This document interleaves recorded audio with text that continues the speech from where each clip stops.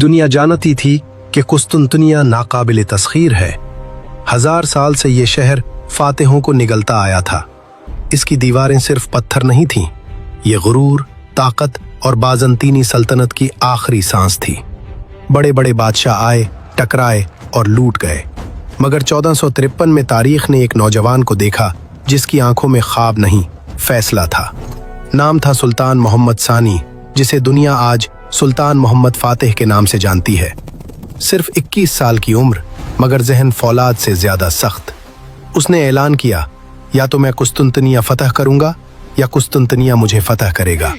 ये बच्चा अब कुस्तुनतनिया को फतह करेगा।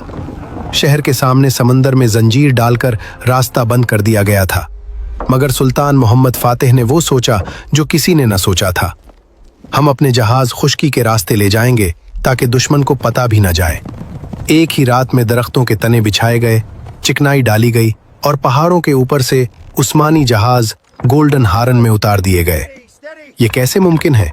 ये जहाज कैसे अंदर आया भाई? सुल्तान मोहम्मद फातिह ने दुनिया की सबसे बड़ी तोप तैयार करवाई। दिन रात गोले बरसते रहे, शहर लर्जने लगा, दराने पड़ गए। मगर सुल्तान सिर्फ तोपों पर नहीं आया था, वो खुद घोड़े पर अगली सफ में खड़ा था, आंखों में आंखें डालकर कहता। और फिर वो लम्हा आया जिसका सदियों से इंतजार था। दीवारें टूट गईं, उस्मानी लश्कर सिलाह बनकर शहर में दाखिल हुआ। सुल्तान मोहम्मद फातिह घोड़े पर सवार शहर में दाखिल हुआ।